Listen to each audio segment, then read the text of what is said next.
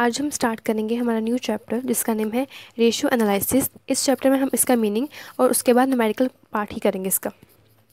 सबसे पहले meaning. An analysis of financial statement with the help of ratio may be termed as ratio analysis.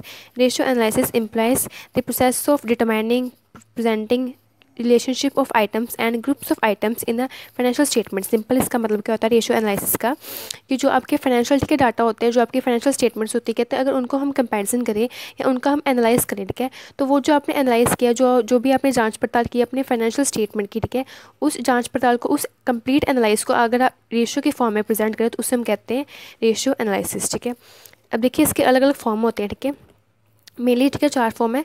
First होता है proportion form, कि आपने जो आंसर है ठीक है उसको आपने बताना है प्रपोर्शन की फॉर्म में, जैसे कि 4:1, 3:1, 2:1। ठीक है, इसको हम प्योर रेशियो और सिंपल रेशियो भी कहते हैं।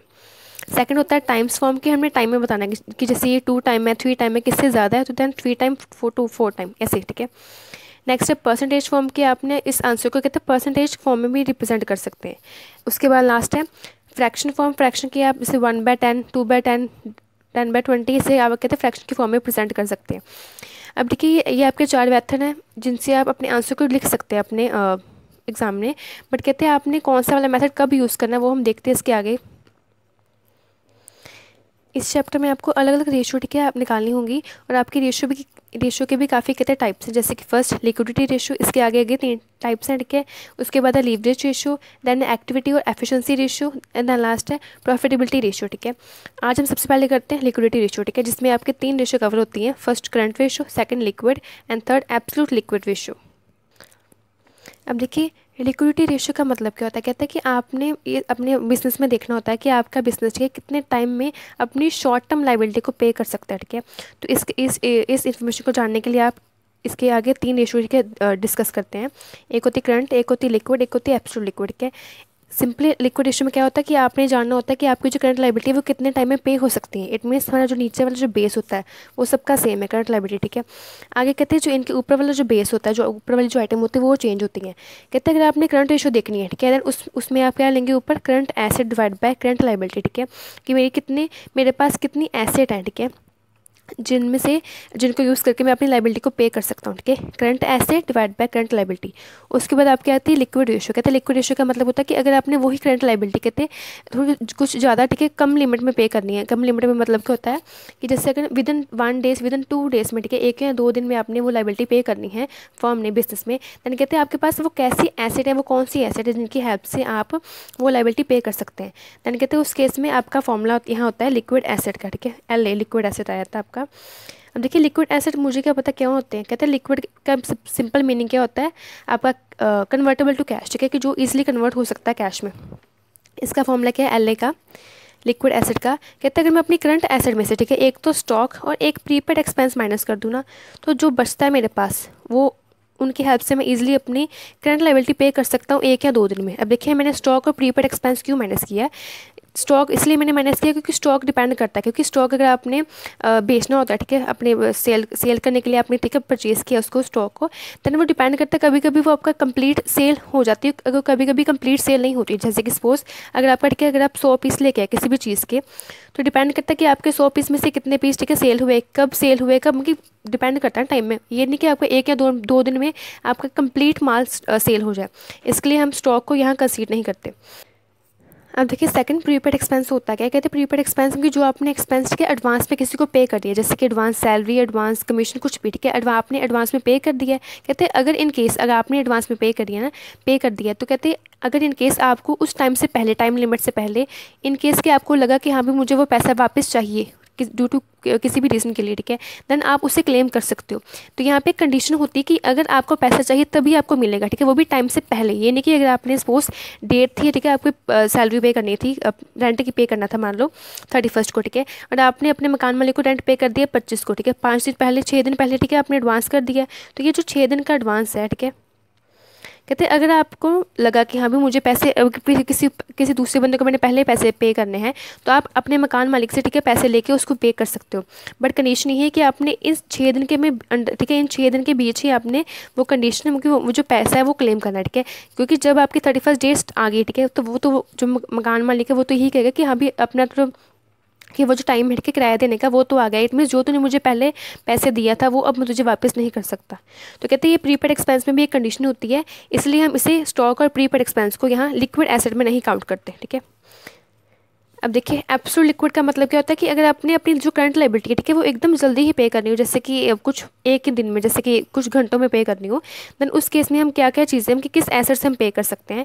देन उस केस में सिर्फ 3 एसेट आते हैं। ठीक है, यहाँ हम लिखते हैं absolute liquid asset, absolute liquid asset. ठीक है, अब ALA में ठीक है क्या क्या आते हैं, एक आपका आता है कैश, एक आपका आता है बैंक और एक आता है आपकी मार्केटेबल इन्वेस्टमेंट के। अब देखिए हमें सिंपल एक कैश, वो तो आपको पता है कैश और बैंक पहले से अवेलेबल होते हैं कैश के फॉर्म में, तो आप इजीली उसमें से कुछ भी पे कर सकते हो। सेकंड है मार्केटेबल इन्वेस्टमेंट, कहते हैं अगर आपने कोई मार्केट में कोई भी इन्वेस्टमेंट की है बिजनेस से लिंक, तो आप उस इन्वेस्टमेंट को सेल करके कुछ भी करके ठीक है आप वहाँ से पैसा जनरेट कर सकते हैं। तो इन 3 चीज़ों की हेल्प से आप एकदम जल्दी ही अपनी करंट लायबिलिटी को पे कर सकते हैं।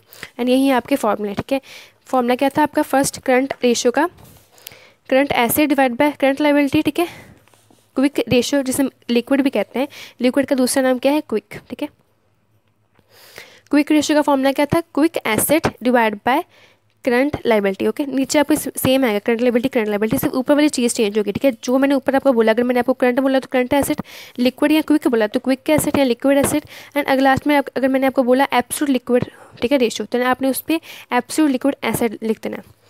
ठीक है, तो क्विक रेशियो का फॉर्मूला क्या था, quick asset divide by current liability. And then quick asset का फॉर्मूला क्या था, करंट एसेट में से अगर मैं अपनी इन्वेंट्री जिसे हम कहते हैं स्टॉक या प्रीपेड एक्सपेंस माइनस कर दूँ तो जो बचेगा उससे मैं इजीली अपनी करंट लायबिलिटी पे कर सकता हूँ।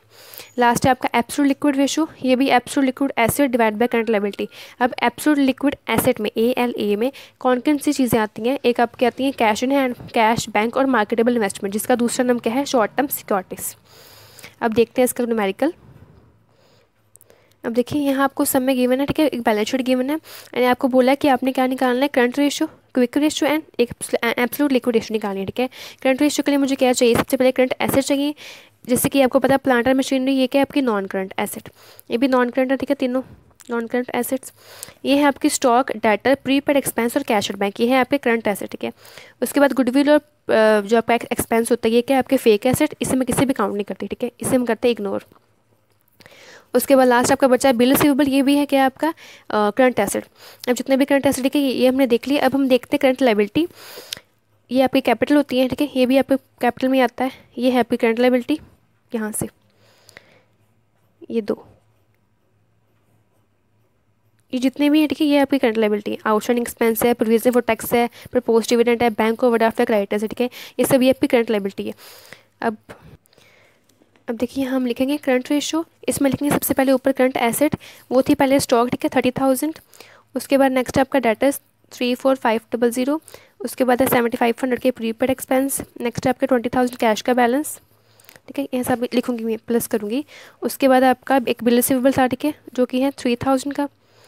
एसेट कंप्लीट हो गया, उसके बाद नीचे लिखूंगी मैं अपनी करंट लायबिलिटीज जो कि थी आपके यहाँ पे, क्रेडिटर्स था 10,000, 20,000 bank overdraft, propose dividend 5,000, taxation 15,000 and आपका last outstanding expense 15,000। Current asset को प्लस करके आपका टोटल आ रहा है करंट एसेट का 95,000। ठीक है, एंड आपकी जो करंट लायबिलिटी है वो कितनी है, टोटल करने के बाद 65,000, दोनों को डिवाइड किया आपका आंसर आ रहा है 1.46। ठीक है, तो आपने लिखना किस इसको 1.46 रेशियो 1। ठीक है, ये जो आपकी होती है लिक्विडिटी रेशियो, ये जो भी इसका आंसर होता है आपने बोले वो लिखा। ठीक है, उसके बाद रेशियो हम 1 एक्स्ट्रा लगाते हैं, रेशियो 1।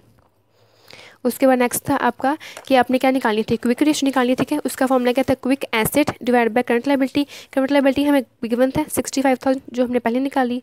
अब देखिए क्विक एसेट में हमने क्या क्या सीखा था कि कहते हैं कि मैं अपने करंट एसेट में से जो कि मैं 95,000 ठीक है उसमें एक अपना स्टॉक ये वाला एंड एक अपना प्रीपेड एक्सपेंस ठीक है माइनस करूँगी, इट मीन्स -30 और -7,500, 30,000 एंड -7,500, तो जो बचेगा वो है आपकी क्विक एसेट। तो 95,000 माइनस 37,500, ये है आपका 57,500, नीचे 65,000। ठीक है, अब इसको करेंगे डिवाइड, तो इसको डिवाइड करने पे आपका आंसर है 0.80 है, ठीक है। उसके बाद रेशियो 1 आपने लगा देनी है। उसके बाद नेक्स्ट आपको बोला था एब्सोल्यूट लिक्विड रेशियो, ठीक है, जिसका फॉर्मूला क्या था, एब्सोल्यूट लिक्विड एसिड, ठीक है, divide by current liability. Current liability same तीनों में, ठीक है, 65 ऊपर। यह इसका एब्सोल्यूट लिक्विड एसिड में क्या फॉर्मूला था, एक तो कैश, एक बैंक, एक मार्केटेबल्स इन्वेस्टमेंट, ठीक है। यहाँ जो मार्केटेबल इन्वेस्टमेंट थी वो क्या थी, लॉन्ग टर्म थी, इसे हम इग्नोर करेंगे। उसके बाद नेक्स्ट सेकंड क्या था, कैश और बैंक। यहाँ कैश बैंक का कॉलम को गिवन था बैंक 20,000, कैश नहीं गिवन, कोई बात नहीं। इट मीन्स 20,000 डिवाइड बाई 65 आपका आंसर आएगा 0.31, ठीक है। इसके बाद रेशियो 1, ये है आपका सम कंप्लीट।